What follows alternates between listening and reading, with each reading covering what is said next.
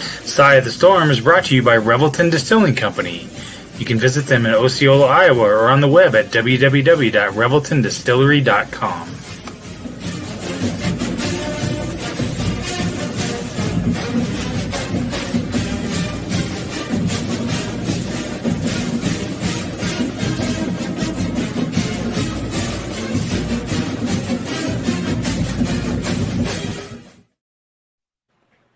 And we live, Betfred Sportsbook, Brown Dogs Farm, Revelton Distillery. Yes, sir. Hey, Curvey, Marcus Pfizer, the real Marcus Pfizer, and Mr. 216, a.k.a. G. Trice. You know I keep adding, changing my name up. Always something. Mr. 216, you know, because the game was in Miami, so I'm not Miami. You know, I'm Cleveland to the core. Gotcha. Yeah, I ain't got nothing to say about that. Hold on, Brent trying to change his name. I see his eyes. He tried to check. You just ain't got nothing to say. Nah, I'm gonna let it ride. I'm not gonna change it today. Right. I'm gonna let you have it, man. All right, for sure. Hey, we tried to, like I said, we told y'all we're gonna get like every 2 weeks. We're gonna try to get with y'all. And so we wanted to get with y'all this week. And on the back of my TV, I got the OU game on. So I'm watching this OU game, and they were down 1 against Florida State, but they just came back. Old girl hit a home run and brought one in. So these softball, right? Yeah, softball. Yeah. You know, this the World Series. These girls is doing their thing right now, man. Oh, and OU, man. They going for a 3P, right? Yeah. You know, Jen Runge and a lot of the girls from that group, they all went back for a game when OU was playing at Iowa State. And so they actually went to some of these games and saw them break history. So shouts out to them ladies out there doing that. Best of 3 and OU's up 1, so 1-0. So shouts out to them. But we got a special guest on here. I'm gonna call him in a minute. And we got Mr. Coach Mac, Mr. Dan McCarney, the man himself. He's gonna jump on with us from Florida. I'm gonna tell you the rundown. So the rundown is we're gonna talk about the updates from Big Play and Marcus on their kids and how they going with the scholar with the school, looking at the schools and looking at where they're going next. That's going to turn into the EA NCAA football game coming out and they're paying them about $500. We're going to talk about that. We ain't going to let that go by. And then we're going to talk to Mr. Dan Mack about what he got going on. So I'm going to call him in. But, yes, sir. While we calling him in, Big Play, I'm going to start with you. See what you're doing. I saw Reggie Hayward's son had on Alabama. He went to a camp at Alabama. So I see he's getting some looks out there. He got looks at Iowa State, looks at Alabama. So he's doing some things. I know you had UNI and that other team we won't name, that team out east, which we won't talk about. It's like in Michigan, they saw that team up. So during that game, they don't say nothing with an M. All the M's is crossed out in the streets in Columbus, Ohio during that week. You can't say an M. It's that team up north. So how's everything going with that? That's cool, man. He had a camp. This is camp season for us right now. So we were in KU last week, just at Iowa State 2 nights ago. And then we'll be out east next week. And then we'll be moving around to Mizzou and K-State and possibly Wisconsin towards the end. So, just tapping in, man, right now. He's just kind of, trying to see if he can perform and going to, go to a couple of schools and let them see him move around live and see if we can get an offer out of the deal. So, all right. So what is Malachi's nickname? What you Big Play? What he got going on? What they call him? And he's got right now, because you know how high school kids are. He's Hollywood. They call him Hollywood. They call him D1. I don't know. My dream. I'm gonna tell you what my dream was. I had a plan. I was like, so when you're young, we're gonna call you. They'll call you Little Mac, and then you get to like middle school, they'll call you Big Mac. Then high school, it's a Mac attack. So now we can see if we can't get us an NIL deal early. You know what I'm saying? You start taking pictures with these Big Macs. Like, yo, McDonald's, let me get one. You know what I'm saying? So, I tried to push it, but he ain't really falling for it. So, he don't get the picture yet. He don't see it yet. He don't see it yet. So Mac D's, if you listening, we got the Mac attack. We gonna post y'all with him eating Big Macs. We're gonna post ordering out the app so we get them points, because y'all got the app going on. 20% off if you spend over $5. I had to get my son a meal today, so I know that app very well. Oh yeah, I just use the same app. I just use the same deal for London. She got to get her French fries. And French fries, and she calls Sprite juice pop. And every single day, like she would not let it go. So right before, like I got on, I told my wife, I said, man, I have to go get what she's asking for because she's not going to stop. Yeah, she's not going to stop. So I just used that code. Y'all, you remember, Brent? I don't know if they had it when you was in school, but the McDonald's up on Welch used to have the Cyclone fry, which was just a bag of fries. You can go in there and ask for a Cyclone fry, and it was just a bag of fries, like a small bag of fries. There was a McDonald's on Welch. There was, there was a McDonald's on Welch, man. Yeah, you got me. Yep, McDonald's on Welch, man. That CVS was a bar. Yep, I do remember that. So that was People's, and then I think it changed to something else. They had that Cocost there, the Chinese food place we used to eat at on Thursdays after we came from the rec. Yep. Yeah, but no, there used to be a McDonald's right on Welch, man, right next to Pizza Pit. What? Yep. Oh, yeah, I still got a Pizza Pit now. That's what I went there last time I was in town. That's what we need to get on for the sponsorship.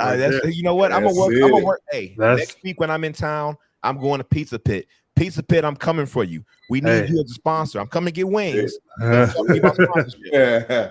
getting you. You know, throw me some wings out there. I'm gonna play this for you. So Mark, what's going on with Junior? Well, Junior's, same process. He just finished up high school, so he's officially done. We're waiting to see what's going to happen these next couple of weeks. A lot of these schools are, trying to let this transfer portal close. And we understand this, what I call it, the free agency of the NCAA is definitely in full swing right now. So a lot of these schools are waiting, to see what these kids are going to do. That's already been in school. A lot of coaches that I've spoken to are actually trying and hoping that a couple guys even jump in the portal, but it hasn't happened yet. So once that closes up, things are going to ramp up for, a lot of the high school unsigned seniors. It's real tough for, those guys out here, the younger guys, because, when you have that portal out there and guys are able to transfer and they've been in school for a couple of years and, they've not only been proven, but they've been seen. So, college coaches pretty much know what they can, build upon or what they're going to be getting. So, unfortunately, it's pushing, the unsigned seniors or the high school seniors back a little bit, but we're getting a lot of interest. A lot of schools he's gotten offers from. So right now he's just resting, laying around playing video games, but he's gonna, get back to training and stuff this week, and we see what happens. Okay, that's what's up. That's what's up. Well, I'm glad they're going through the process and it's going well for them. I've been seeing all these camps go around.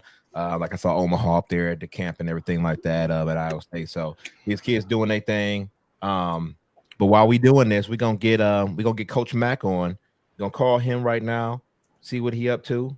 We're gonna call him, let it go through. Hold on, it's not working. Hold on, Coach. Let me get this working.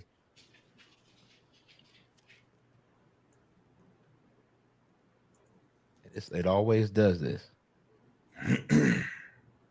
Coach, can you hear us? All right. Hey, Ship. Let's put a post from Revelton up there while I get this technology working. At Revelton Distilling Company, everyone has become a part of the Revelton family. From the Taylors and their daughter who helped perfect their award-winning gins, to the team who installed Lucy, our 33-foot-tall custom-made still, right down to the local farms that provide our coveted corn, and even the cows on those farms who consume our mash byproduct. Want to see the farm to flask come to life? Now you can tour Lucy and find out where we take Iowa's harvest and transform it into our finest spirits. Choose between a 45-minute tour or find out even more by scheduling a VIP behind-the-scenes tour to get the taste of the full Revelton experience. You can visit them at 1400 West Clay Street in Osceola, Iowa, or find all of Revelton's award-winning spirits at any local grocery or spirits retailer. Thanks, Revelton, for your support. On the line, we got Coach Mack. What's going on, Coach? Hey guys, how you doing? Not bad. There he is. Marcus Senior and Big Play Curvey and George Trice. So since we don't got you on video, we have your picture up there. So we glad you could join us. Yeah, it's an honor for me to be hanging with some Cyclone royalty tonight. How you doing, guys? We're doing good, Coach. Doing good. Pleasure is definitely all ours. 100%. I just hope the ratings don't go down tonight because I'm on. We hope so too. No, everybody's been waiting on this. We've been talking about this for a while, ever since the Hall of Fame game with Reggie. But you had that storm, so we couldn't get you on because y'all had some weather down there when we planned it the first time. So glad you can get on with us, Coach. Yeah, great to be with you guys. Appreciate it. Hey, no problem. So we were just talking. First off, we had to update on the kids. So Brent got his son Malachi, and then Marcus got his son Junior for basketball, and they're going through the process of getting to that next level, whether it's in high school and whether it's in college and whether it's after college. And so that's what they're working on right now to get to these next levels. And so we were talking about that. But before we get to that, how's Florida? Fantastic. We've had a home down here for, I guess, 23 years. If you're in the state of Iowa and Wisconsin, which I was for half a century, you better damn have a freaking getaway, man. You go through those Midwest winters. So love it, enjoy it. The neat thing is I still get around and get to see a lot of former coaches, former players. Obviously love going back to the state of Iowa, but we really enjoy it. I tell you a quick story. There was three of us when we got through playing in Iowa, all had signed free agent contracts in the NFL. And I had a real good friend, an older guy that was a big fan of the Iowa. And he said, "What are you guys going to be doing next few months?" "Well, we're just getting ready for mini camps." We had about 4 months. He said, "Well, I live in Sarasota, Florida. I'm a 9-iron from Lido Beach. You guys could come down and stay with me. There's a YMCA just a few minutes away from my house. You can work out there and come stay with me and help me with some house projects. What do you think about that?" That took about 30 seconds to say yes to that. But back in the day, spring breaks in the 70s when we were in college, it was Fort Lauderdale, it was Daytona Beach. And we'd never been on the Gulf Coast. And then we came over and just fell in love with it and had a place here, as I said, for a long time. But really enjoyed it, guys. Enjoyed it a lot. Yeah, I got to get down there. I've been down there a couple of times, down in Miami, down to Melbourne. So I had a friend, a wedding out there. So, I like it, except for when it gets humid, because y'all are already too humid for me, Coach. I'm in Arizona. I'm in Arizona. Good, George, it's good for you to sweat a little bit, man. I feel you. I can do it. But we throwing out accolades for Coach. 2004 Big 12 North co-champion, won the Independence Bowl in 2004, Coach of the Year in 2004, Coach of the Year in 2001, and then Coach of the Year runner-up in 2000. So your accolades precede you. We had Getty on here before, because I remember when I met you, Getty got me a workout plan. And I said, the hell with Getty. And, we had him on there. So we got to get y'all on here again. But, we welcome the legend here. And then the last time I saw you was at Reggie's Hall of Fame. So I don't know, Marcus, Brent, when was the last time y'all saw Coach? I think I saw Coach Mack at, was it the Iowa Hall of Fame? No, well, I've probably seen you since then too. But at the Iowa Hall of Fame deal at UNI. Okay. I know it was a time, but Coach Mack is always back talking and stuff. So I try to make it a point to get back to at least hear that stuff. So nice. We always, I tell you, there were some great things. There were some great times at Iowa State when I was there with Curveball and Marcus. Marcus, I remember it's a phenomenal run you guys had in 2000. Yes, you were the Big 12 Player of the Year that year. And that's what they said. I couldn't wait to get to Hilton Coliseum when recruiting was over to come watch basketball, and the style of play and the way you guys played. And, it goes all the way back to Johnny Orr and the Hilton Magic. And a lot of people don't understand it. You do, Marcus, but Hilton Magic is, the fans are great. The students are phenomenal. The band is great. Hilton Magic started with the players and the style of play and how hard they played. And the relentless effort on the court and diving for balls and playing good defense and rebounding. And you were the epitome of that during your career. And went on, I think, would you get 14, 15 years in the NBA? You just had a magnificent career. But it was just so fun to experience all that. Of course, we won our first bowl game in 2000 in 100 years in Iowa State football. I think the same year that you had that incredible run. Yep. And just to share those things and then have those memories and those experiences is pretty cool, Marcus. Yeah, for sure. I mean, a lot of people don't know my favorite sport is football. Always been football, and it is to this day. I fancied a lot of times, being out there on that football field. That football field in Iowa was a little bit different from where I came from in Louisiana, so it was kind of a hard decision to make. But I know me and Big Andy Stensrud came in together, and he was kind of half. He was going to play basketball and play football and both. And so, he decided to have that, great career in football and things like that. So I was always jealous behind that. And, the friendship me and Reggie and some other guys had on the football team. And like I said, being football being my favorite sport, I always still wanted to come out there. But, Stacey was never trying to hear that for sure. He definitely knew my love for football. He used to always say, man, why are you hanging out at the football game around the football players and stuff like that? And then a couple summers, he had us working out with Coach Getty. So that was a different beast within itself. But definitely, appreciate everything that you did for the organization and for the school. I love seeing how everything turned around from, when Troy and Double D was there and how, we've always had to be that scrappy team, that scrappy school that nobody ever really gave any respect to. And so we took our respect. And as, guys start getting better and better, you start getting better players in and, things started to turn around for, the football team, the basketball team, and for the women's basketball team and all of the sports across the board. It's something special to be a part of, without a doubt. It really was. And I would have loved it. I'm telling you, wouldn't it have been fun to see Brent Curvey and Marcus Spicer in the Big 12? Now, that would have been fun. Yeah. I would have loved to coach that defense. Worth the price of admission. That's a big play. Say worth the price of admission. Right. That's what I'm talking about. But so that's what's up. But we as we've done this, we wrap up. We wrap up the season, and during the summer kind of off and just talk about some things. And one thing I'd be remiss not to talk about right now is I want to shout out the homegirl, Lindsay Long. So I don't know, everybody knows Lindsay. She's basically crafted the Letters Winners organization within the athletics department.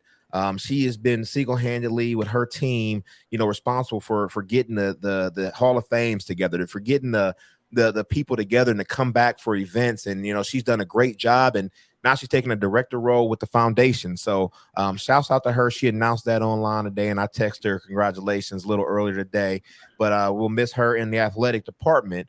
But with my work with the Trice Legacy Foundation, I'm always with the ISU Foundation too. So I'll still get to mess with her and bug her because I know she gets annoyed when I text her, Lindsay, I need this, Lindsay, I need that. But she always got it. She was always one to get it. So shouts out to you, Lindsay, and good luck with your next endeavor. Absolutely. George, I'm glad you brought that up. She's an incredible ambassador for Iowa State athletics, Iowa State University, but especially Iowa State athletics. I got to meet with her. Her soccer coach brought her to my office when she was being recruited at Iowa State. That's how far we go back. And then just the amazing career she's had and the contributions. And, a lot of people just don't understand the work that goes behind the scenes. I remember Gene Smith, who's the athletic director at Ohio State University, was the one that hired me at Iowa State. Right. I must be 3 days into the job, and I'm going 100 miles an hour and we should go over a winless program. And winless was just a record. Right. People don't understand behind the scenes how bad it was to be winless on a football field.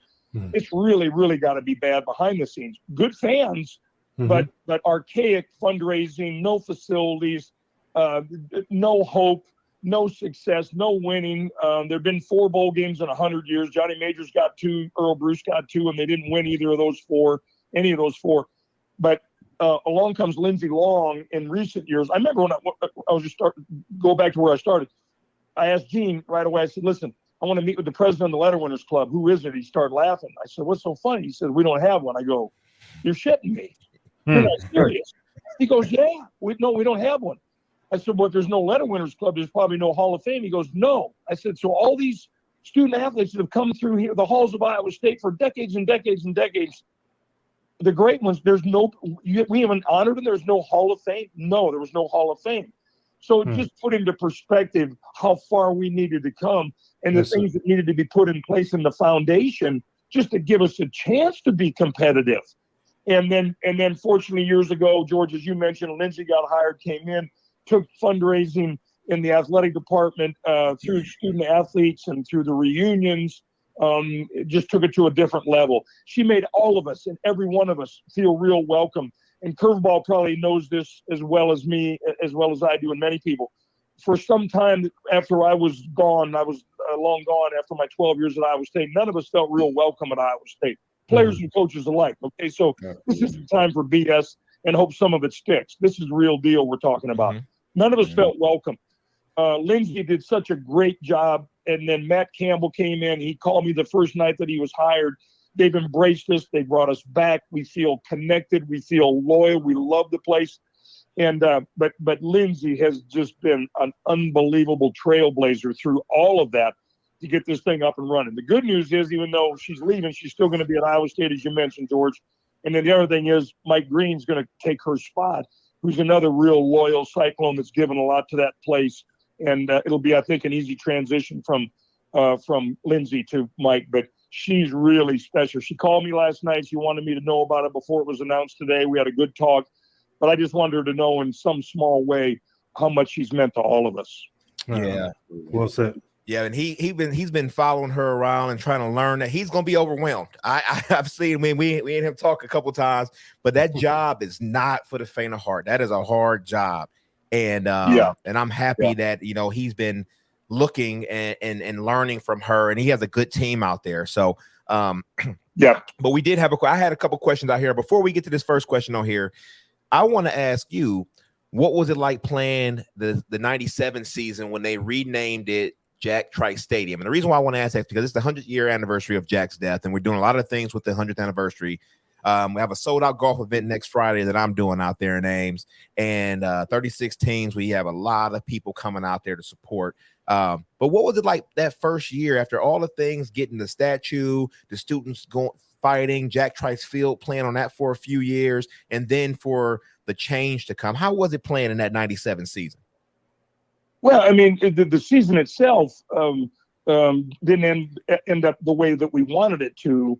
95, 96, Troy Davis brought some respect and some honor and some notoriety and some amazing attention back to Iowa State football that had been missing for decades. Now, we didn't get to bowl game, we didn't get to our winning season, but he went 2 years in a row over 2,000 yards. No back had done it in 100 years up to 1995 and 96. No back has done it since then. And it wasn't like we were out there doing against these junior college teams. It was against top 10, top 15, top 20 teams and defenses. So that was amazing. Double D had to take over after Troy took off and went to the New Orleans Saints. And we're still doing some positive things, George, but still not getting to that winning season yet. We hadn't beaten Iowa. Iowa, 15 wins in a row, complete domination, humiliating losses, embarrassing losses. But along the way, thank God, they had hired Gene Smith as the athletic director to try and revive and revamp and rebuild an athletic department that had some really quality coaches and players in all sports through the years, but it never had any sustained success, especially in football. And when he came to my office to talk about it, George, it's like, why in the hell didn't this thing go on? Why wasn't this stuff? Why didn't this come up decades ago? Honestly, why wouldn't we honor Jack Trice a long time ago? But fortunately, we were there in the transition and in honoring one that should so unbelievably be honored. I remember when Gene came to me first, when we started talking about it, and he said, "What do you think?" I said, "This," because I read about it and I heard about it, the whole story of Jack Trice. And I said, it seems like a no-brainer. Like, right. The only question I had was why the hell it wasn't done a long time ago. Right. And it was honored. And then we did get a statue. And Iowa State, through the years, it's an incredible place, as all four of us know. Phenomenal place. But through the years, they've been kind of slow to get things done. When I took the job at Iowa State, they really hadn't brought back the best wrestler in the history of Iowa State wrestling. Yes, sir. And in college wrestling, in Dan Gable. Well, I wrestled at Iowa my freshman year for him. He got me out my freshman year. we had a great friendship and relationship ever since then. At all years at Iowa, I ended up working with Hayden Fry for 11 years. One of the first things I did when I got to Iowa State was bring Dan Gable back. Let's honor the best of the best. So I didn't mean to get off on a tangent there, but to me, that was just so important. It was something that should have been done a long time ago, and it's just cool to see. And I still think today, I think, George, you know better than I do. You study that stuff. It may still be the only stadium in the country named after an African-American, a black former player in college football. 144 Division I schools, and it's the only one. You know, unbelievable. Yeah, unbelievable. And you know, it's funny. So this morning I tweeted because they're looking at renaming the Vet Med building to Frederick Douglass building, and I was making a joke. I'm like, man, Iowa State's trying to corner the market on naming buildings after black people, and it was funny because you know we've had a lot of successful George Washington Carver, Frederick Douglass, Jack Trice, you know, David Carr. Like you look at some of these people in different sports and things like that, Marcus Pfizer, Jamal, people that have gone on and do different things. And I'd be remiss if we didn't name some of those people, Reggie, and the things that they're doing to come back and give back to the way they have to Iowa State. And you hit on a good point about bringing people back. It's about that the song starts loyal sons forever true, but they weren't honoring by bringing people back, and it took a long time. And I just text Lindsay. She's probably out with her family celebrating, so she ain't gonna jump on the podcast with us. But you know, it took some time. And as you said, I talked to Gene Smith still when I was in Ohio. I went to a couple Ohio State games, and I went to the Ohio State Penn State game in Penn State last year, and Gene got us on the list. And so I still talk to Gene. Gene's been a good guy because he was instrumental in getting me to Iowa State. And so then he was out here at ASU for a couple of years and then back in Ohio. So yeah, he was a good dude and started getting some momentum. And Jamie has done a good job of even taking it further to get recognition, because it's like when LeBron was in Cleveland and they were like, well, why wouldn't he go to Miami? You know, it's just, you know, what's in Iowa. I talked to somebody today and they had all 4 seasons today. I think they had a little bit of sleep, you know, up at Iowa State. So, you know, why would you want to go somewhere like that? But we've had people come through there, some greats that have come through there, and then getting the recognition for them is their just due. So glad you brought that up. No question. It all started with what you said about Lindsay and the job she did, George. And it was easy for me when I took the job, and then I'll shut up. But it was easy for me when I took the job. You know, I'd been on the other end of a lot of those big, huge wins when I was at Iowa, coaching against Iowa State. I was up at Wisconsin when we went from 1-10 to 10-1 and won the first Rose Bowl in 100 years. Then I got the chance to come be in charge of a phenomenal university that had really a poor history with college football for many, many years. And it was just easy for me to come in and go, okay, we got nowhere to go but up. Before we start earning respect and honor and getting people to respect us, we got to stop the laughing, because that's all they've been doing around this place for years and years and years. They just laugh. They didn't laugh at Marcus Pfizer in basketball, but they didn't laugh at Johnny Orr. They didn't laugh at Tim Floyd. They didn't laugh at Larry Stacey. They didn't laugh at Greg McDermott. They didn't laugh at Tim. They didn't laugh at Fred Hoiberg. They're sure not laughing at TJ right now, one of my great friends in life. But they laughed at Iowa State football for a long time. So, so Curveball knows this firsthand. It was in our DNA. All right. We're just going to have a chip on our shoulder. We're going to fight for our brothers. We're not going to make any excuses. And someday we'll make history. And Curveball did such a great job of bringing that all the time and bring something. I wanted America to respect us, stop the laughing, stop the nonsense. And so that when they hear about Iowa State football or watch it, there's something positive there, and they respect us. And not just because I'm on a show with Curveball right now, but he was one of those guys that he took that thing and ran with it, man, and was such a phenomenal contributor to doing something positive that you can look back on for many, many years. And here you got 2 of the great ones ever to play at Iowa State, and Marcus and Curveball, and now their sons are on the way, and they're coming up, and now they're hopefully going to get recruited, and love to see them back in the Cardinal Gold of Iowa State. And it's just fun to see through the years, but always to go back, because those moments you don't get them back, and you get one shot, and you're coming out of high school. It seems like maybe it's going to be a long time before you get out of college, and it's done. And it's like, where the hell did those years come? Yeah. And while you're there, leave a mark, leave a legacy. And the guys that are on the show with me tonight sure did that. Yeah. And for me, Coach, you know, like you said, there was a lot of laughter. There was a lot of people chuckling about Iowa State football, and I was there watching those games in the snow. I remember, the Nebraska teams. A lot of people don't remember how good Nebraska and K-State used to be, in the Big 12. And I was there watching those games, and I knew, before long, with your coaching and the way, a lot of my friends that were on the football team, we stayed in the same dorm and stuff, and I knew how tough the guys were and how passionate they were about playing the sport. And I said, this thing is going to turn around. It's not going to be overnight, but it's going to turn around before long. And like now to see, in the last 10 to 15 years, how respectable the program is and winning games and things like that, winning bowl game. Like we automatically, we almost expect to go to a bowl game rather than the fact of, hoping, we're going to go to a bowl game. So, I definitely appreciate that. I love being a part, of the Iowa State culture, everything that everyone has built, since before and since I've been there. And I love wearing my, my paraphernalia and everything around and doing the football season and the NCAA football season. I love how, people come up and say, you guys have really turned everything around and gained a lot of respect in the Big 12. And I said, you see it. We all see it, and we expect to keep winning big ball games. That's what's up. So as we talk about that, Jeff Waters asked a question, and it's how big was the win over Iowa 98? Coach, you talked about 15 years. But before we get to that, you know how they do it in the TV shows. They always go to commercial break.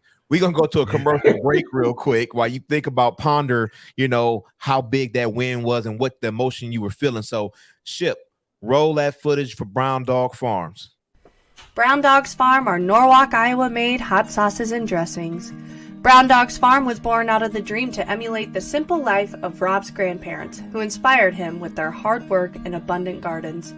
Rob and Amanda set out to create a unique blend of fruit and pepper that would satisfy the part of the brain that craves great flavor without sacrificing the spice of the peppers. Sweet, but still packing heat. With combinations like jalapeno green apple, habanero peach, cherry rhubarb reaper, and other great flavor combinations, there is a spice and flavor that is right for any party or get-together. BDF also has homemade versions of their classic and spicy ranch that are one of a kind. You can order all of those and more online at www.browndogsfarm.com and ask your local grocery to stock up. That's what's up. So, Ship, I hope you're still not out there running through a brick wall. I see you back there, but hope you survived that. But yeah, thanks for that commercial break from Brown Dogs Farms. I got to go pick some up when I get back to Iowa next week. I have to say I've been a little daring. I've been putting a couple drops onto my food of the the rhubarb and the cherry, just a little bit, just a couple drops. So we're not gonna get too crazy. Marcus don't like heat, and so one of my sponsors, Brown Dog Farm, has some hot sauces. They sent us a sample pack. So he been talking about doing the ranch, but he ain't touched the hot sauces, Coach. Hey, baby steps. 1 to 2 drops. 1 to 2. If it hit 3 drops, we might have gone too far. I put hot sauce on my cereal. That's how much I love. I tell these guys above ketchup level, then you've lost me. Oh man. So, Coach, how big was that win 98 over Iowa after losing 15 years and you coming in and getting that win? What did it feel like? George, it was amazing. And I got a call from Mike Green, who's taking Lindsey Long's spot about 5 days ago, and it's going to be the 25-year reunion. It's going to be a 25-year anniversary of that victory. That you start talking about, you start thinking, that kind of puts it in perspective. I'm getting to be an old bastard. Yeah. 25 years. It was a lot more than a win. It was a lot more than a football game, George. Yeah. That's what it was. It was a lot more than that. The people that weren't there may not understand it. The young people today don't understand it because nowadays it's just Iowa wins all the time. Iowa State wins. They go boom, boom, boom, boom, boom. No, it wasn't that way. It was complete domination by Iowa for all those years. The year before that, we got it done in 1998 when we were a 29.5-point underdog and we won 27-9. They came into Ames, and Coach Fry had a hell of a team. They threw for a touchdown pass to Tim Dwight with about 4 or 5 minutes to go in the game to put up over 60 points on us that day. It was one of the most embarrassing losses I'd ever been a part of. But are you going to sit around and cry? Or are you going to try and do something about it? Are you going to bow your neck? Or are you going to try and improve your recruiting, improve your development, improve your coaching, and give yourself a chance to stop the nonsense of 15 years of getting embarrassed by one school? So those guys drew a line in the sand. Sooner or later, it's got to be done. Where you just bow your neck, you draw a line in the sand, you plant your feet, you take a stand, you say no more, enough. We're not going to get our ass embarrassed today. We're going to turn this whole thing around and change it.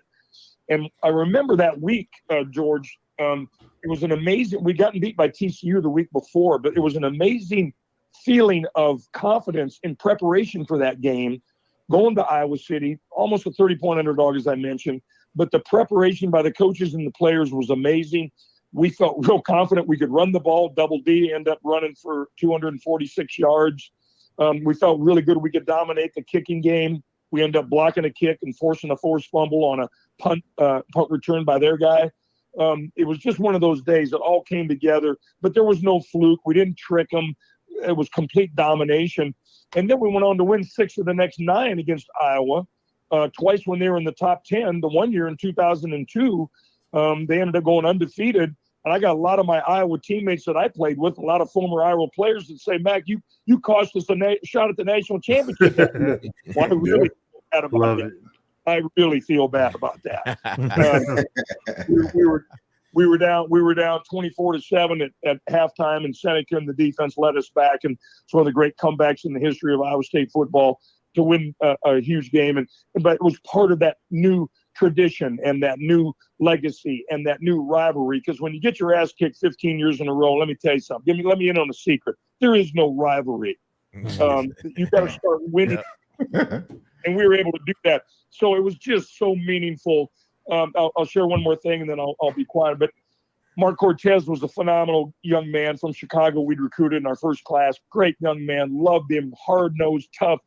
He just didn't have much luck when it came to injuries. Shoulder surgery on the other shoulder, knee surgery on one knee surgery on the other one. And the week of the Iowa game, he decided with the doctors that he'd have to end his career. He ended up writing one of the most meaningful messages that I've ever heard or listened to or read in my life. Joe Parmentier, our fullback, came in and read it to me from Mark Cortez. And when we got to Iowa City, he said, "What do you want to do, Coach?" I said, "I want you to read it to the team." And that night, Friday night, he read it to the team. And Mark was just talking about how much he would love to be with us. He can. His career's over. But you can fight, you can scratch, and you can claw, and you can go execute the game plan. And there's going to be some really positive things. And we all know this, guys. Difficult things, the things that are really special, they're always going to be difficult. They're going to be hard. It's easy to be half-assed. It's easy to be average. It's hard to be elite. It's hard to stop negative things. But that team did it, and that message that Mark Cortez sent to us really meant a lot. And in all honesty, when I said it's more than just a win in a game, guys, it was a lot more than that. To just change the whole mindset and the confidence of the Iowa State athletic department and their fan base that we can go toe-to-toe. Even though for years, guys, there were facilities, no contest. Iowa in a different league than Iowa State. The money, the donors, the big donors, all of that stuff, the success, the winning, all that was at a different level than Iowa State. Fortunately, nowadays, that isn't the case. Mm-hmm. And I've been to both schools. I've been through all their facilities. Those days are gone. But when we started out and when we won that game in 98, George, facility-wise and money-wise and support-wise and all that stuff, it was a different world from Iowa to Iowa State. But thank God we got it turned around. And those players and those assistant coaches are the ones that deserve the credit. Yeah, that was my freshman year. So, yeah, I remember that very well. Wow. Yeah, you talked about, some good thing. Somebody said Seneca was in. Yeah, David, he was there. He was the man. So, so you talk about, the being at both sides at Iowa and Iowa State. You talk about, Mark, you talk about how good Nebraska was and K-State was.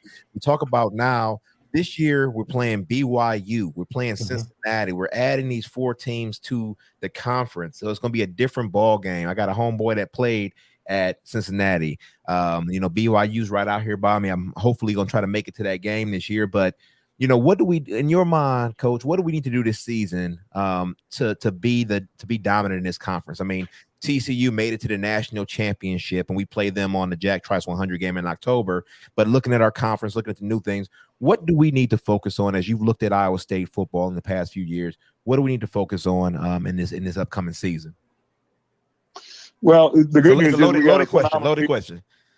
Yeah, no, George, that's good. It's a real good question. The good news is we got a phenomenal, one of the top head coaches in all of college football, and Matt Campbell. Yes, and we came up, short in so many games last year. There weren't blowouts until the TCU game. There were no blowouts. There were no mismatches.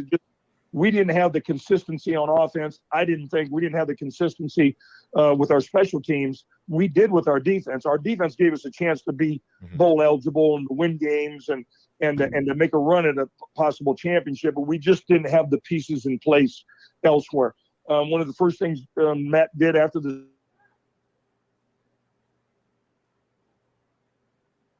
and got into big bowl games and got into the Big 12 championship game, he had to let a couple coaches go. But in the end, you end up having to make all the hard decisions and the tough decisions as a head coach.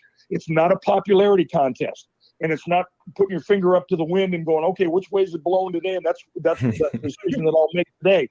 You have to be strong in your beliefs, in your morals, in your gut, in your heart, in your soul on what's best for the program, not what's best for me, not what's best for any one coach, what's best for the big picture in the program, our players, our coaches, so that we can put a team out there that everybody can be really proud of. So the good news is Matt's coming back. He made some adjustments. I know sounds like they feel really, really good about that. I was invited to go back and speak at the Iowa High School Coaches Clinic back in February, and Matt and all of his staff was there. Kirk Ferentz and all of his staff was there. Mark Farley and all the Northern Iowa staff was there. 1,600 coaches. It was an honor for me to go back. And one of the real cool things, there's 23 of my former players at Iowa State that are now in a coaching profession. Now, it might be part-time or full-time, including Curveball, who's done a great job helping young men. It's just so cool to see these guys give back to the game that was so good to them. It really is. When the older you get and you kind of get away from it, get a little space and look back and see that. It's really cool. But I just think we have a phenomenal defensive package and a defensive staff. They're all back. They're intact. The adjustments that Matt made on offense, I think, were very necessary. I think he made some great hires. Everything I'm hearing, it's really helped. It's been very positive. The offensive promotion that he made from within. Matt Campbell told me the first year when he hired his offensive coordinator that was the wide receiver / running back coach, he's going to be a head coach someday, Matt. Now he's got the offense in charge of half of the football team. And then I know we've got the transfer kicker. Our special teams have been a little hot and cold, kind of up and down. We get some more consistency there. Matt's already proven that we can line up and we can coach and play with the best in college football. Now it's a matter of going and doing it and getting in those games. We're going to be a lot of close games, guys. Who are we kidding? There's going to be a lot more close games again this year like there were last year. But when it comes down to it, is all you guys know, who has the talent, who has the toughness, who has the grit, who has the ability in all those close games to make that game-winning play, make that fourth quarter play, make that goal line stand, get that fourth down conversion, make that play when it's 3rd and 17 and you go, no, there's really not much of a chance. And yeah, you go make that conversion. You get into overtime, whatever it is, just to make those plays to win. But I just feel very, very positive about the future. If Matt needed to beat Iowa, he hadn't done that yet in a number of years. Finally got it done in Iowa City. It's hard to do, as we all know. It's hard to beat Iowa. Got that done. Iowa will have a phenomenal defense again this year. Really, really good special teams. But they've been in the bottom 10 on offense the last 4 years. So they're coming to Ames. It'd be fun to see that game and see them match up. But I just have really great hope, and it goes right back to really knowing Matt Campbell, being around him, watching him in meetings, watching him. He's brought me back a number of times to be around the team. And this championship teams, they're really good teams. And Marcus knows this. Curveball knows this. George, the great teams, there just has to be this incredible loyalty. It's unconditional. It's unconventional. You got to build it. You got to sustain it.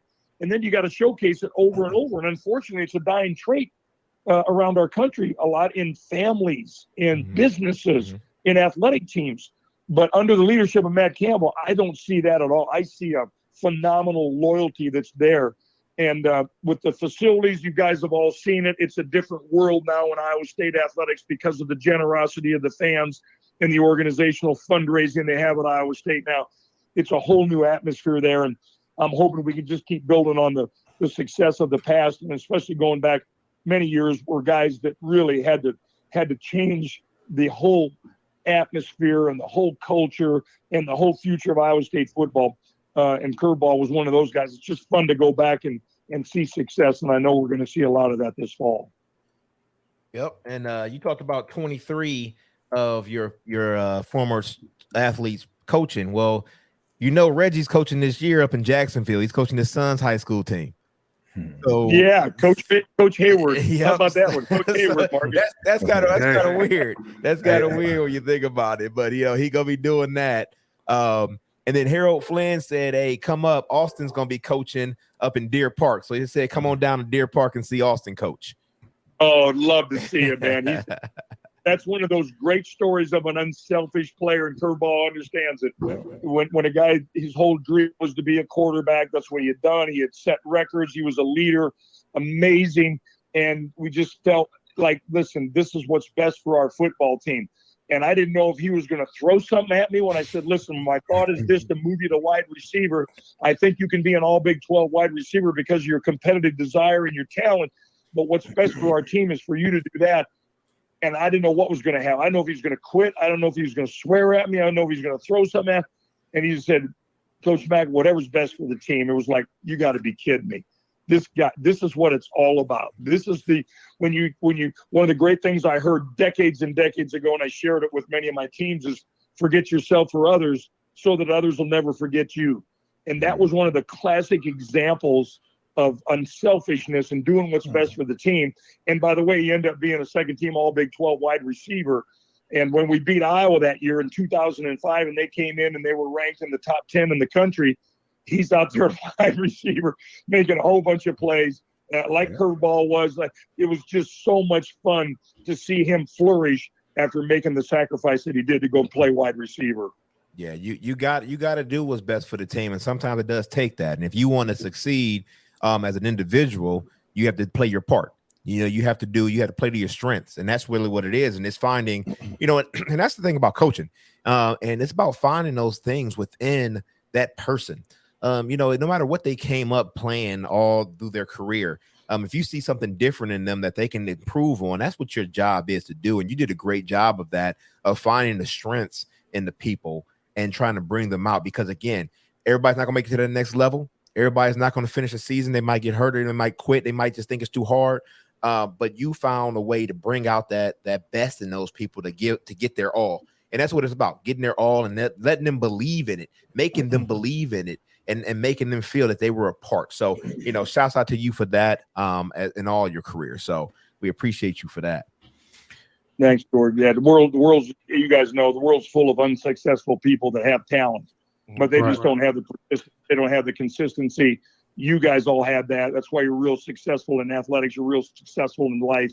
But guys like you mentioned with Austin Flynn, just that phenomenal persistence and that consistency every day. And as you go through athletics, and you can carry that over to life, obviously. But every new season, there's a big difference between a team and a group of people. There's groups of people all over the damn place. Mm-hmm. Right. But are they a team? The chemistry, the bond, the belief, the loyalty, the passion, that amazing relationships that you built, then if you have that, you build a family, you build the chemistry, you build the togetherness, and then really magic can happen. And I saw it through my career. I was a part of a winless season. I was a part of a national championship. I was a part of 21 bowl games. I was a part of 4 just dramatic turnarounds. Iowa hadn't won for 21 years. Wisconsin hadn't won a Rose Bowl in 100. Iowa State had never won a bowl game in 100 years and hadn't been to a bowl game in decades. South Florida, we went to number 2 in the country and lost our bowl game, but we still won 9 and had a hell of a run. Got to go to Florida. Now, that was a great situation, but they had just given up 600 yards to Michigan in the bowl game, Urban Meyer had a red ass, and he wasn't messing around at all with defense. We had to get that thing back on track, and then we went 30-2 my first 32 games in Florida. Then because of the success of Florida, then I got one more shot to be a head coach at North Texas. They were in the bottom 10. We took them to 9 wins. We had a 3-point game with Georgia starting the fourth quarter down there between the hedges. So you get to do these things, and it comes from something I experienced, not that I read, not that I heard about. I got to experience it. But then when you go back and the guys that I'm on with right now, you think about Brent Kirby and how much he meant to Iowa State football. You think of Marcus Fires and how much he meant to Iowa State basketball, and the years pass and the decades pass and all these years. And here these guys hopefully going to have their sons being recruited. But each new season, as these guys know, you get to define how you want to be remembered. And no matter how much you think your individual stuff matters, and that's great, the great teams, the winning teams, the real successful teams are the ones that are long remembered. And that's why Brent Kirby and Marcus Pfizer are going to be remembered for a long time, for generations, for what they gave to Iowa State and the success those teams they had that they were a part of. Yeah, thanks, Coach. I can remember after my freshman year when Tim Floyd left for the Bulls, and Larry Sachet was going to be introduced as the new head coach, and we were over at the Jake and had the whole press conference and everything, introducing them and everything, and the reporters were around, and everybody's had just this look on their face, and so after he's introduced and he spoke, and some of the players we spoke or whatever, and then of course the reporters came up to me and they was like, everyone's up in their arms wondering, are you going to transfer? I'm like, that's why y'all looking like that? It's like, man, I ain't going nowhere. Like that never even crossed my mind.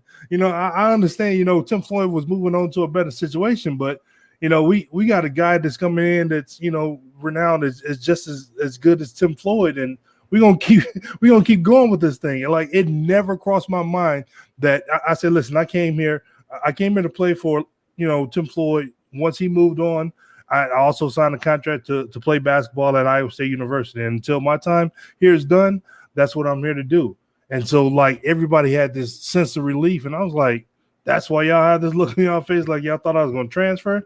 That never crossed my mind. I wanted to be a part of something, that was going to be, of course, you never can foresee what we're going to be or what's going to happen. And we never, we only hope for the season that we had or the basketball seasons that we've had since then, but you never know.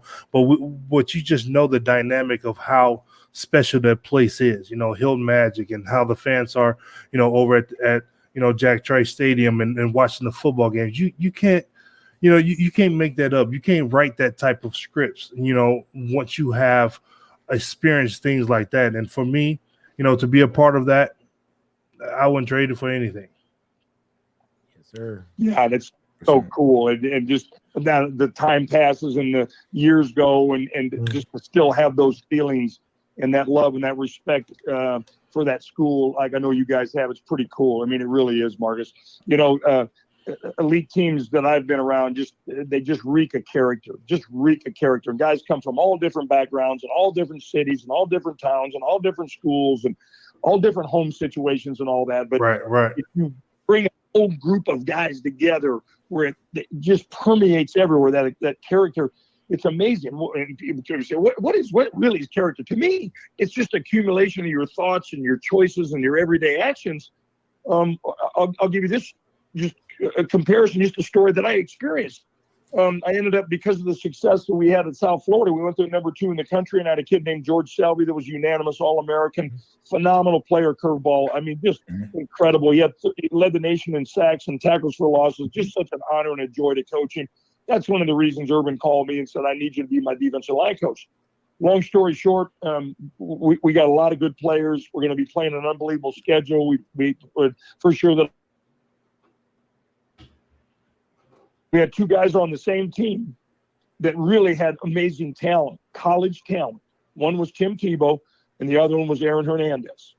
And both of them really amazing, talented guys. Tebow, one of the great leaders I'd ever been around. It didn't work out as good as he wanted, obviously in the NFL, but in college, 2 national championships, win a Heisman, pretty good resume, pretty good experience. I was with him in the trenches when we went 30-2 and got to hold that crystal ball as a national champion. Amazing guy. Right. But he always hung with the right people. He always had good friends, amazing character. Just talked to him 3 days ago. And then Aaron Hernandez, a lot of people don't know this from the outside. Our players and our family, our kids and our families, we're around the players all the time. We had a thing on Thursday nights called a family night. Urban brought in our family to eat dinner with the players before they left after practice to go do their academic stuff or go do what they needed to on Thursday night. And then he wanted the players' families to ride the kids to be on the buses with players after the games, away games, because we got to go to games and go to bowl games and go to national championship. Aaron Hernandez is one of the most popular players with all the coaches' families and their kids ever. He was just, the personality was amazing and fun. And the only thing we ever worried about, and the coaches that coached him and recruited him out of Connecticut, they were afraid he'd smoke dope and go back home on spring break or summertime and go smoke dope. They didn't worry about all that other crazy stuff. And here's a young man, and we all know the story. He signed a contract between $40 and $50 million. He's got the best coach in my lifetime coaching him in the history of the NFL, Bill Belichick. He's got the best quarterback in the history of the game, throwing him passes.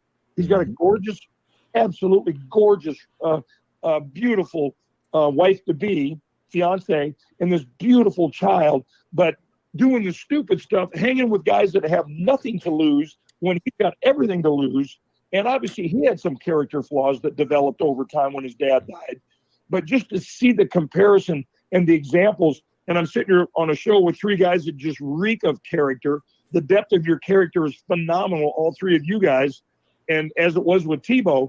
But a guy like Hernandez, who had this amazing talent, and yet he hung with the wrong people. He had character flaws, and you see, as all the nation watched and followed and saw what happened, ends up himself and throws it all away. It's just amazing, but it just accentuated because I was there and I was a part of it and I saw it and I witnessed it and I felt so horrible as that all transpired when things started going downhill with the Patriots. How important character is, as it has been with you guys. Yeah, you bring up, you talk about Herb and Above the Line, his book, and you talk about being out there and doing your job and doing what you're supposed to do. And he has something in his book: 4 to 6 A to B. The average football play goes 4 to 6 seconds, and you go from point A to point B. That's what you got to keep in your mind. It's not about what's going to happen at the end of the time of the game or at halftime. It's about 4 to 6 A to B, and getting that in your mind and like do what you can do in your best for those 4 to 6 seconds to get from point A to point B. And I took that from his book. I read his book and met with him when he was down at Ohio State a couple times when I lived in Columbus. So shouts out to him as well. So we got two. Oh, go ahead, Coach. No, I won't go on, but I'd never heard it said like that, played like that, accentuated like that until I was hired by Urban. And then he grabbed Margie and I the second day that I was on the job, and he just said, I need 3 years of the 3 best years of your career. I know you've had a hell of a career, Mac, and I need your 3 best years you've ever had. We got to get back to winning national championships. We got to get back to winning SEC championships. And I need you. I need your best. And I never, ever, ever for 1 second gave him anything but my best.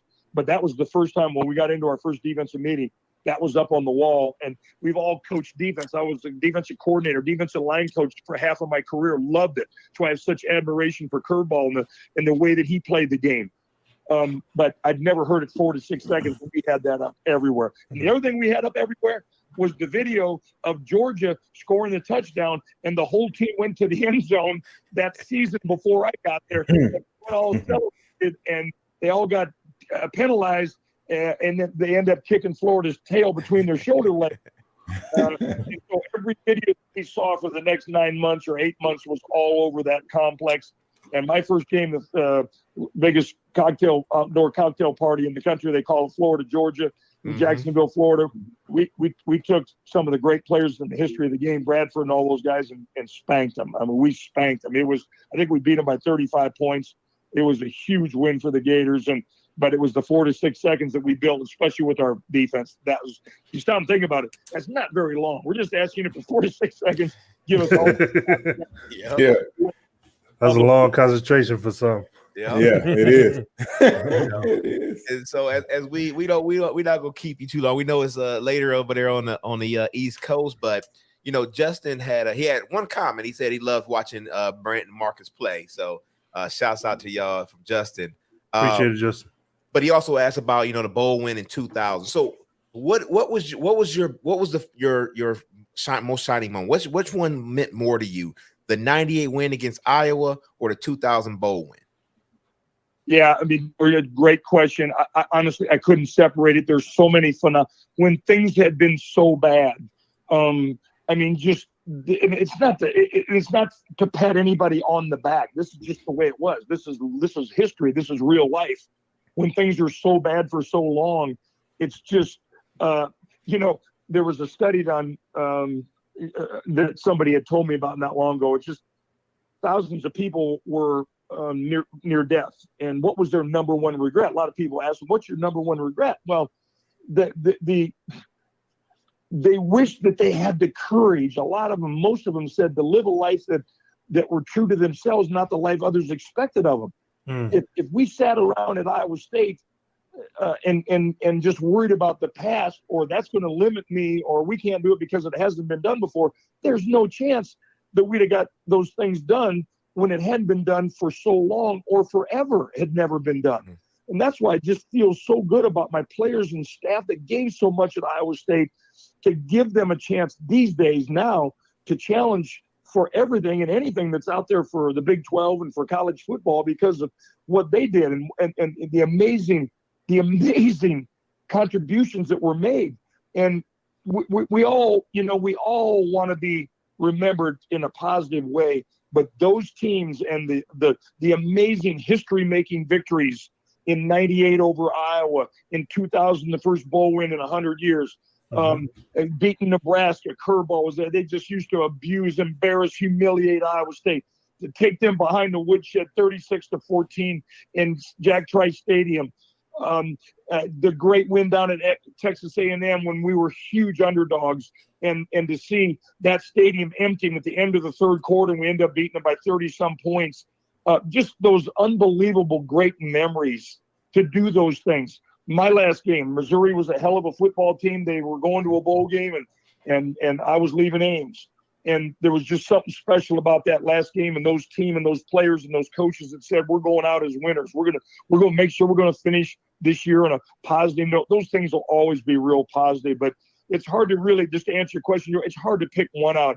I just have such admiration and respect and love for the people that gave me the opportunity to come to Iowa State and be a part of that. And then the coaches and the players, when things weren't very positive for so long, to take a chance, to come be with us, to say, listen, let's be part of something that maybe hasn't ever been done or maybe hadn't been done for a long time. Those things were really amazing. And we're all defined by our own moments in time. I know this much. Any of those players or coaches that ever with me those 12 years, they should be really proud as they go on in their lives, and their kids and their grandkids should be really proud of what they did, because they all made some amazing, incredible contributions to something real special. Yep, no doubt. I'm gonna tell you, man, I got a real quick very, very, very fond memory. 2004 season, Coach Mack came in with an acronym, and it was Matia. It was a bunch, it was like OOT, and it was crazy. So everybody was like, what the fuck? What is this? Only Coach Mack would create something like this. One of the most improved teams in America is what it ended up being. So obviously we went 2-10, I think, my freshman year, 2003, and then 2004, that's when we ended up winning the Independence Bowl. So, he's touched on all of these special teams and, the bonds and the moments and things like that. But, it starts from the head, man. So, getting a message like that to start your season. I think we got that in the off season, if I'm not mistaken. You can correct me if I'm wrong, Coach, but maybe summertime, I think that was kind of the message. Like, the idea was. Yeah, it was curveball. I really appreciate you bringing it up. I got to be honest with you. I was sitting on my deck out there on the edge of town out there, and I was having a little Grey Goose on the rocks. Not myself. Nobody else was around. Nobody else around. And I said, I'm going to come up with something. These guys deserve it. Yeah, we got something special about to happen. And I came up with that. I gave it to Margaret and I threw it at her. And I said, what do you think? And she says, you know more about that than I do, but it sounds good. Team, and we got T-shirts made. And there was only 2 teams because Curveball and all those guys bought into it. There was only 2 teams in the country that had more improvement from the season before to that season that year. Only 2. One of the most improved teams in America, Utmatia, and there was only 2 of them. So they bought in. They believed.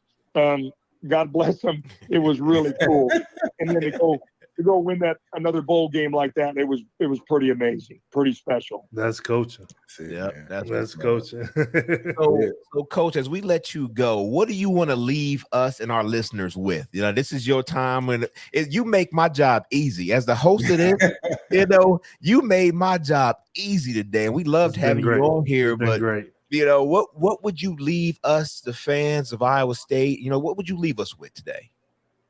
Well, I just say a couple of things. First of all, what a joy it was for all of us to be a part of Iowa State athletics and Iowa State University. It's an amazing place. I'm an Iowa City native. I grew up. I snuck into Iowa football games when I was 5 and 6 and 7 years old because all they had was snow fence up around the outside of it, and me and my little buddies would sneak in, and then we'd sit up on the hill.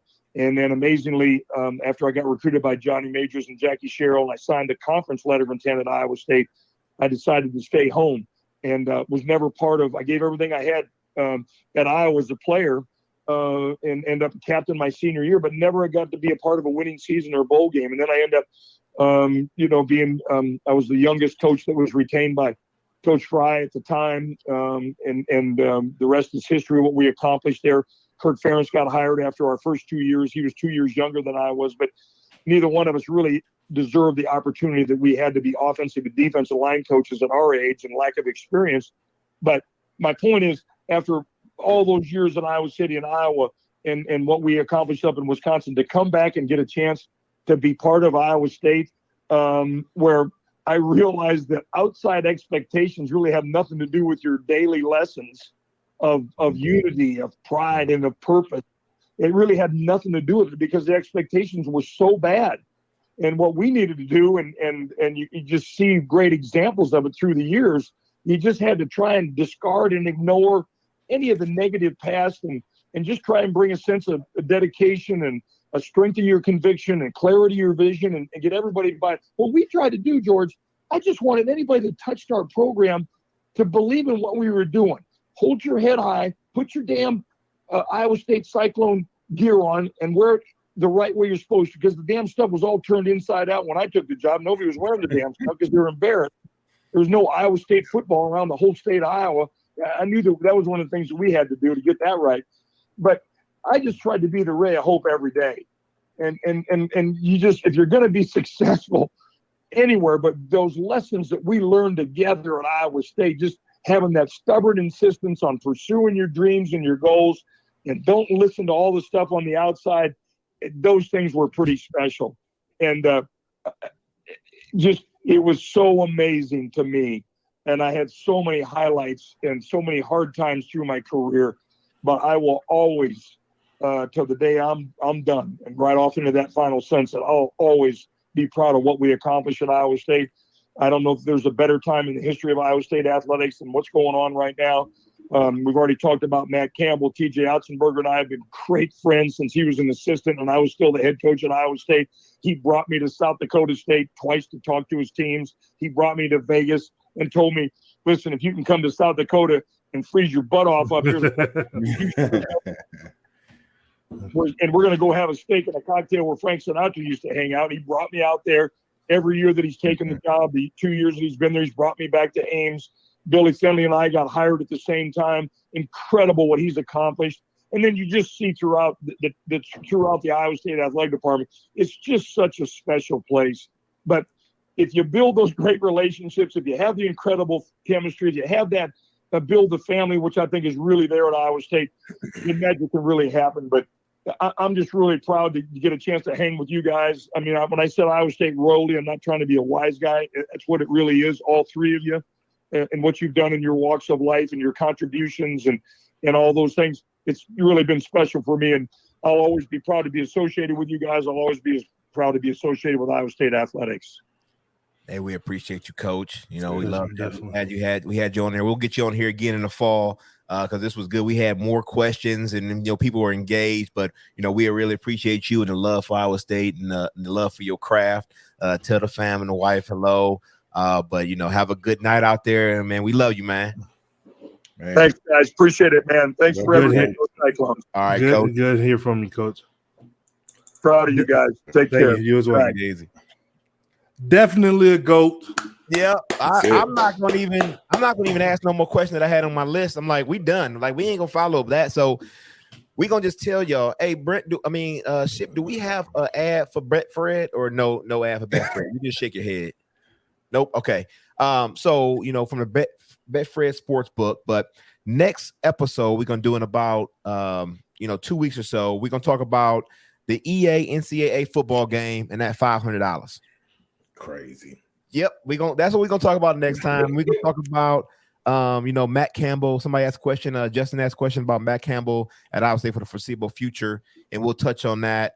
And then I'll text Mac and ask him about the Cyclone tailgate in 2005. He probably do remember he was drinking his Grey Goose on the rock. So, he but next episode we're gonna talk about those couple things, and whatever other questions you have, put it on the Facebook, on the Twitter, on the Instagram, on the YouTube, whatever. Just get those questions out. I put my number out there. You could text me questions.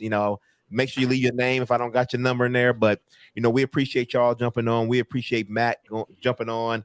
Lindsay texted me she couldn't jump on. She was golfing. So she's out there golfing, enjoying her time and the weather out there in Iowa. So we'll get her on the next time. Justin, thank you too. But from Betfred Sportsbook, Brown Dogs Farm, Revelton, Side of Storm, Three Beers Media, Hot Mess Happy Hour, Curveball, Coaches Kolaches. Hey, so at the event, don't forget Coaches Kolaches. Do I say it right? Kolaches or Kolaches? Kolaches. It don't matter what you call them as long as you call them good. As long as you call them, as long as you come get them. They make it for the golf event. And speaking to everybody on here, if you're not golfing in a golf event and you just want to come out, I don't know if your kids have never ever got to meet Cy, but Cy will be there from 8 to 10. So come let the kids get a picture with them. You ain't got to pay for it. Ain't no cost for it. Just bring the kids. It's a Friday. School's out. Friday before Father's Day. Next Friday. Bring them out. Let them get to see Cy because they may not get to see him at games, and they may be one of the things that make their day. But yeah, bring them out there. And everybody's welcome. Come on through and just hang out for a little bit. But next Friday is that event. October 7th is the Jack Trice 100 game. We will be having a tailgate. I'm trying to still get in touch with Nike to make them shoes. Working on some things right there. But everybody was loving them shoes, so I'm working on some things right there. Y'all get the first pair out here. Y'all get the first pair. Listen, sign me up. I'm all for it. People he was like, people like, just take my money. Like, I'm telling you, the card is ready. You just tell me when. Yeah, so we're trying to work on some things for the foundation. So make sure to follow all of us in what we're doing. Hunger Loaves, the businessman Curveball. We got that on there. We're gonna get some shirts. Hey, we need shirts that just say Curveball on it. And then we'll holler at y'all. This was a great episode. I mean, just having Coach on here, listening to him, letting him talk and letting him take over. I knew he was gonna take over when he got on. So let him do it. Let him do it. That's Brent will wear the shirt on Saturday morning. Ship comes in. First off, Ship, get on the camera, Ship. Hold on. Ship comes in 2 times on a Saturday morning when I am not there. The last Saturday, I had just left. And he's like, "Oh, I just missed you." Like, I was there, okay? Nobody. You own the place. How are you not there? Listen, I was there at 4 o'clock. Nobody was I can't make that. Know what Rick Ross said? They wasn't with me shooting in the gym. I hope they get to it to make sure y'all had what you needed. You know what I'm saying? And I need to get out. I just come over every Saturday morning and see the tailgate truck that I missed out on. That's it. It's out there just so everybody knows what a shop is, baby. That's you got to bring it up to the October 7th game. Hey, I will. Now you say it, I'll bring it out. Let's do it. But good episode. You know, we signing off on here. We had a good live episode. Listen to us. You know, it's recorded, so you can listen to us wherever you listen to your podcast, on Spotify, on Anchor, on Apple Music, Apple Podcasts, wherever you listen to. We enjoy it. We hope y'all enjoy it. Let us know what you want to hear. Let us know what you want to know about, and we'll bring that up. So, Side of Storm signing off. Let's go.